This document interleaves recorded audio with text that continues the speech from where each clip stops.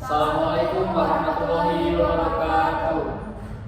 Kami dari kelompok 1 di sini kami akan membuat video podcast untuk tugas mata kuliah pendidikan kewarganegaraan dengan materi pendidikan kewarganegaraan di perguruan tinggi. Sebelumnya perkenalkan, nama saya Gani Musmaji dengan NIM 240 1050 300 dan ada teman saya. Saya Kalista Mekana Harja dengan NIM 2401 050296. Saya Fina Trinovita dengan NIM 240105 301. Baik, terima kasih. Langsung saja ke videonya.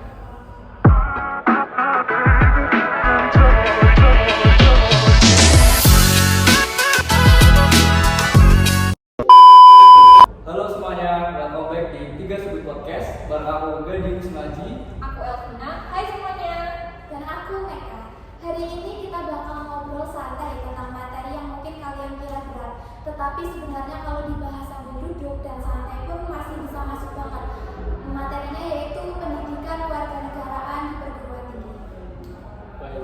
Biasanya kalau dengar-dengar tentang PKN itu ada yang langsung mikir, wah ini pasti ngomong tentang pasal-pasal pajak, ada hafalan juga dan teori-teori yang berat. Padahal nggak selalu gitu ya. Iya, kalau di kampus tuh beda banget. Kalau di kuliah tuh lebih ke arah pemahaman, sedangkan kalau di SMA tuh ke hafalan tentang pasal-pasal, peraturan perundang-undangan, gitulah. Kayak kita tuh kalau di kuliah lebih diajak mikir tentang aku tuh warga negara yang kayak apa sih, terus aku tuh punya peran apa sih di lingkungan kita. Iya, betul sekali. Dan jujur, semakin besar semakin sadar kalau jadi warga negara yang baik itu bukan cuma modal KTP dan bisa menyanyikan lagu Indonesia Raya. Itu baru permulaan. Yang penting adalah gimana cara kita menyikapi sehari-hari. Betul loh. Jadi hari ini kita akan bahas itu dari sudut pandang mahasiswa. Kita akan bahas santai aja, kita bahas pelan-pelan biar ngalir. Jadi aku mau nanya nih, menurut kalian berdua itu apa sih PKN di perguruan tinggi itu? Oke, kalau PKN di kampus tuh lebih ngajarin kita tentang jati diri bangsa. Gak cuma tentang sejarah aja, tapi juga nilai-nilai dasar yang bisa mewarnai kehidupan kita. Kayak apa ya? Sering kita dengar Pancasila kan dasar negara tuh. Nah, tapi itu kadang kita nggak ngeh kalau Pancasila tuh harus diimplementasikan ke dalam kehidupan kita. Tapi sebenarnya kita tuh udah mengimplementasikan Pancasila itu dalam kehidupan sehari-hari.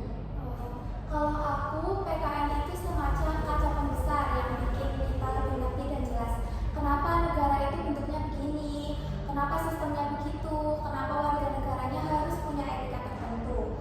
Nah, karena mahasiswa itu kelompok yang kritis, suaranya lantang, pikirannya dinamis, dan kadang emosinya juga cepat naik. Jadi PKN itu ngebantu supaya kita itu tetap kritis, tetapi tetap elegan dan punya landasan. Dan satu lagi nih, PKN ini tuh menurut aku ya ngasih dasar biar kita nggak gampang ke provokasi. Dunia digital sekarang itu kan ramai banget ya, isinya ada opini, debat, bahkan hoax. Kalau nggak punya fondasi yang kuat, kita itu bisa kemana-mana. Terus sekarang kita ngomongin Pancasila ya. Kalau Pancasila dalam kehidupan nyata itu gimana sih menurut kalian itu? Kalau ngomongin Pancasila ya, sering kali itu orang cuma hafal bunyinya aja tapi nggak tahu maknanya. Padahal yang penting dari Pancasila itu sebenarnya maknanya. Kayak contohnya tuh sorry. Sila kedua, kemanusiaan yang adil dan beradab, itu tuh ngajarin kita tentang jangan semena-mena sama orang lain. Apalagi kan kita di dunia kampus tuh, kita berasal dari latar belakang yang beda-beda. Kita pun juga daerahnya beda-beda kan. Nah, dari nilai ini tuh kelihatan jelas banget, entah dari cara kita berinteraksi, cara kita menggunakan ucapan, atau kita menyelesaikan masalah. Sila keempat itu juga menarik, kerakyatan yang dipimpin oleh hikmat kebijaksanaan dalam permusyawaratan perwakilan. Itu sebenarnya mengarah ke gimana kita bikin keputusan bersama. Contohnya seperti musyawarah organisasi kampus. Ada yang pro dan juga ada yang kontra. Ada yang diam dan juga ada yang ngotot. Nah, di situ kita latihan demokrasi kecil. Kita belajar mengenai orang lain dan bikin keputusan yang paling bijak, bukan yang paling keras. Dan yang sila kelima itu adalah keadilan sosial. Itu bisa dilihat dari hal simpel kayak saling membantu, nggak individualis banget lah. dan mau berbagi. Di kampus itu penting banget, kita beda latar belakang, beda kondisi ekonomi, tapi tetap satu lingkungan belajar. Saling dukung itu wujud keadilan kecil yang kita praktikkan.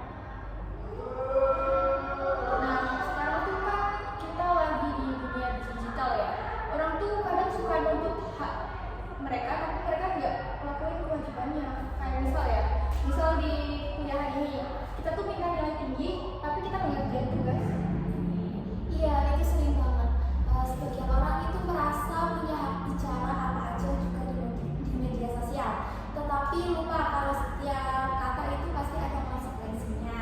Hak itu sebenarnya berjalan bareng sama dengan kewajiban, kayak punya kebebasan tetapi harus dipakai dengan bijak.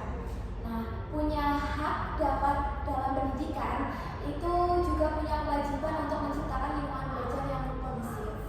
Nah, contohnya gampang nih, kita punya hak untuk berpendapat di kelas, tapi kalau pendapat kita menyakiti orang lain ya itu sama aja melanggar etika nggak sih? Nah, PKN itu ngajarin supaya kita ngerti batas sehatnya lah, batas apa namanya? Batas wajarnya.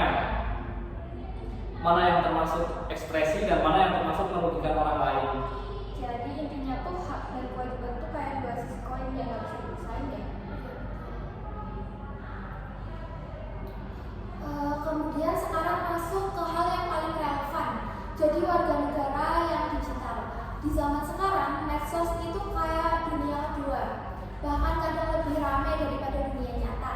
Di situ kita ketemu diskusi, debat, dan informasi serta hoax bahkan provokasi. Nah, PKN itu sebenarnya banyak banget menyentuh soal ini. Bagaimana kita punya etika dalam berinternet. Dan etika itu bukan cuma soal nggak boleh kasar, tapi juga soal gimana kita mencerna informasi. Jangan sampai asal share terus bikin orang lain salah paham. Ya, kadang yang bikin runyam itu bukan soal hoaxnya, tapi orang-orang yang nge-share tanpa cek dulu. Jadi salah satu bentuk cinta tanah air zaman sekarang itu justru menjaga ruang digital tetap sehat. Kelihatan kecil tapi sebenarnya efeknya besar banget loh. Kalau kita sekarang ngomongin cinta tanah air ya, banyak yang bayangannya langsung kayak wah jadi pahlawan nih, padahal kan nggak seperti itu terus ya. Iya, setuju. Cinta tanah air itu dimulai dari hal-hal kecil dulu, sederhana kayak kita menghargai perbedaan budaya di kampus, terus bangga menggunakan produk lokal, sama apa ya? Kita bangga lah sama karya-karya anak bangsa, kayak apresiasi. Dan hal yang paling sepele itu bisa jadi aksi nyata dalam cinta tanah air. Sepertinya juga seperti kita membersihkan kampus, terus nggak merusak fasilitas umum, dan juga aktif dalam kegiatan sosial. Semua itu bentuk kecil dari kontribusi yang bikin lingkungan jadi lebih baik. Karena negara itu kan dimulai dari lingkup yang paling kecil dulu. Betul. Nah sekarang nih pertanyaan yang mungkin penting ya, kenapa sih PKN itu penting buat mahasiswa? Karena mahasiswa tuh agen perubahan. Kita ini generasi yang nanti bakal duduk di posisi-posisi penting. Kalau kita nggak ngerti soal dasar negara, gimana kita mau ambil kebijakan? Menurut aku PKN itu penting karena hidup di masyarakat yang plural. Perbedaannya itu banyak sekali.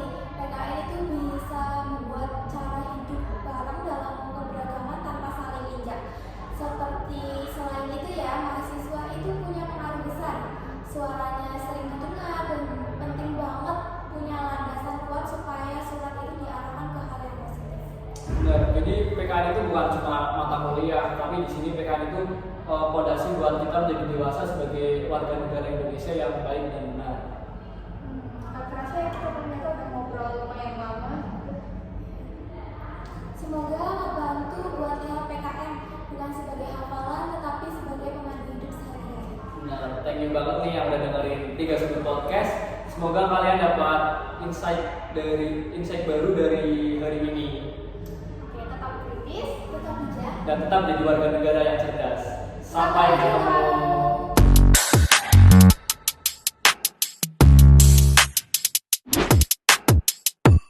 Sekian video podcast dari kelompok kami. Kami mohon maaf apabila ada kesalahan kata. Kami akhiri. Wassalamualaikum warahmatullahi wabarakatuh. Yeay.